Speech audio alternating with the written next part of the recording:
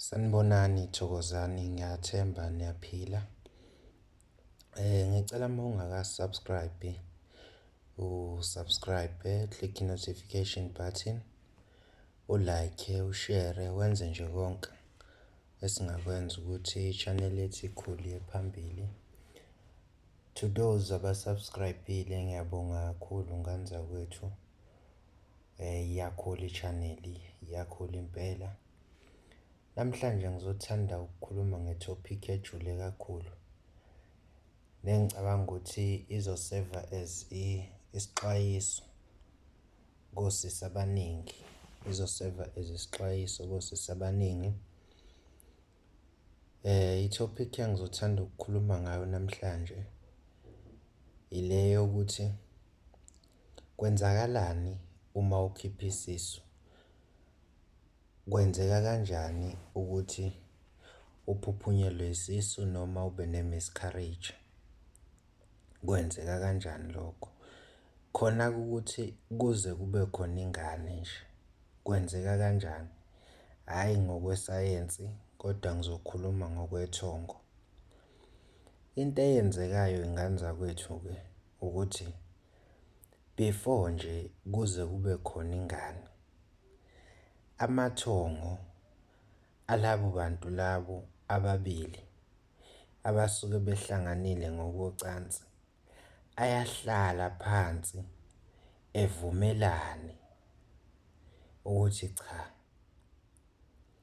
siyacela nina abasekuthini ukuthi nivume ukuthi undodakazi wenu asiphathele imbewu yethu. Akumane nje kube khona ingane amathongo engavumelananga. Asuke evumelene amathongo bese kuba nengane.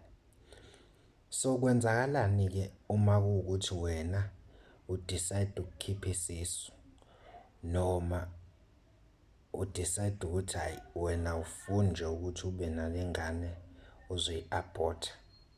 Into eyenzakayo ngoba kusuke sekuhlalwe phansi amathongo avumelana ngentando kaNkulunkulu ukuthi le ngane le ayafisa ukuba khona.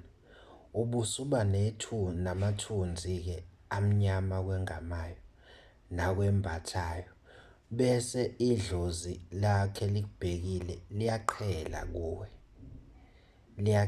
kuwe noma engeke eqhele wonke, kodwa awabesakungama noma awabesakuvikela ngokuphelele.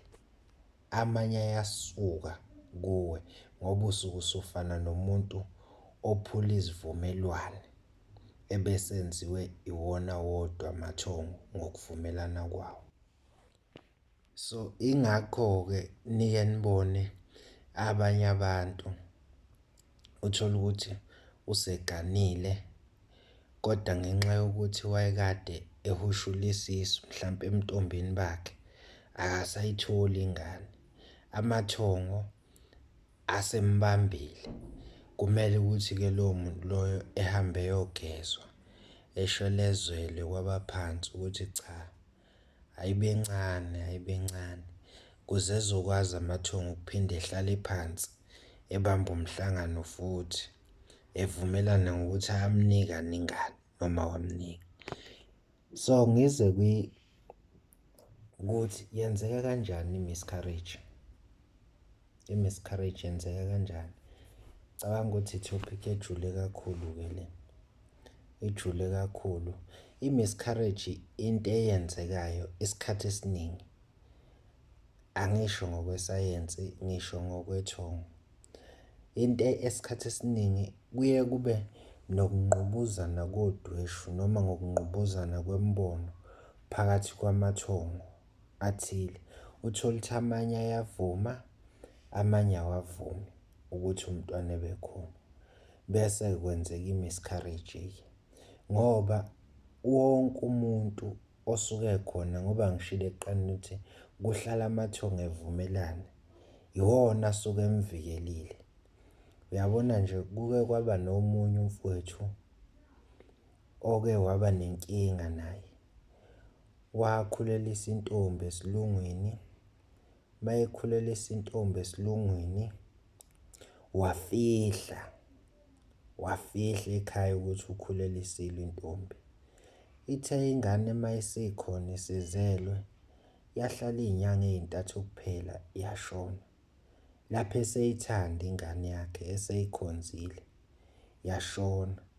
Mayehambe yakwabamanga eyohlola ukuthi kwenzakaleni, mese ethola ukuthi amathongo abe ne-argument, adicide ukuthi amanye athi hhayi, ngoba lo muntu lona ukhombisa ukungabi nandaba nalesi sipho esihle kangaka esimuphe sona, kungcono sisithathe simphuce sona. Yashona-ke ingane yakhe iney'nyanga ey'ntathu, esebhondile nayo, esehlalile nayo. So engizama ukukusho ngane zakwethu ukuthi